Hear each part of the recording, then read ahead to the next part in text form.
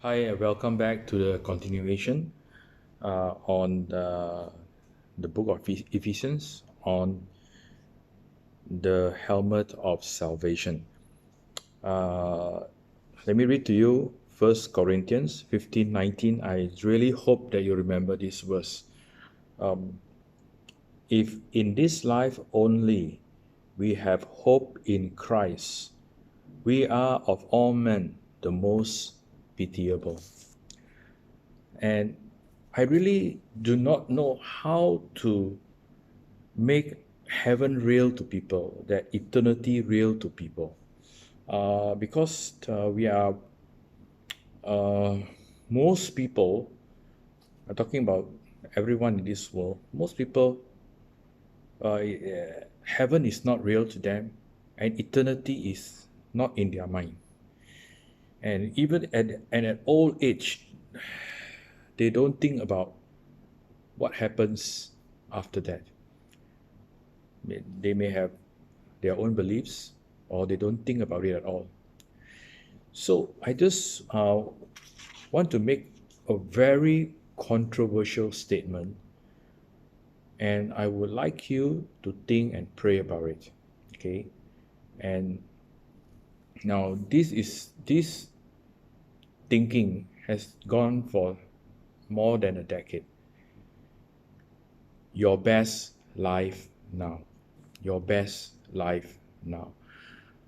I want to share with you that people who subscribe, really, their life, they adhere, they follow this thinking, this ideology, your best life now is living the worst life, because they are not living for God, but they are living for themselves.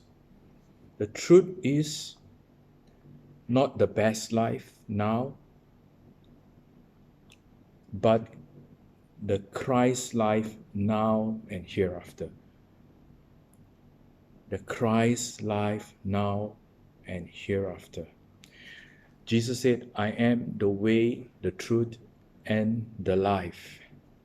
He did not say, I am the way, the best, and the life. And it's so,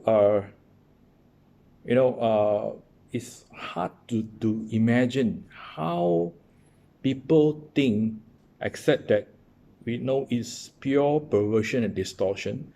People think that this life, whatever we have now in here on earth, is better than what is in heaven.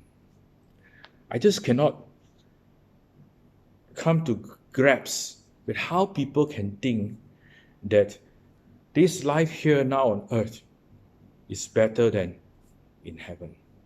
But this is what they believe, right? And I just had a conversation with a pastor friend, and they go to this church. They feel down. They go to the church to hear such messages, to feel good. But do they grow spiritually? No. Do they go closer to God? No. But they get their fix, and they come back again and again and again and again. It is the feel-good addiction. So, you may be a churchgoer. It doesn't mean you are saved. You may consider yourself a Christian, but it doesn't mean you are saved. You may be following a mega church pastor. It doesn't mean you are saved. What if the church has 30,000 or 50,000 members? What is it compared to billions of souls out there in this world? We tend to think, wow, mega church, 30,000, 50,000. But we look outside, there are billions of souls perishing. You cannot be saved by a false gospel. You will not be saved by a false gospel. You will not be saved by a compromised gospel, because Jesus said, I am the way, the truth, and the life. So there's no compromising on the way, no compromising on the truth, and no compromising on the life. So I just want to read to you Mark chapter 4, verse 19 to 20.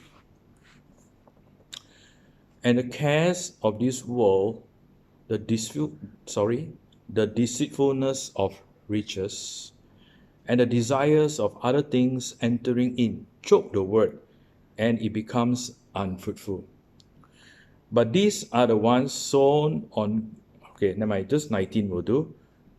And the cares of this world, the deceitfulness of riches, and the desires of other things entering in choke the word, and it becomes unfruitful.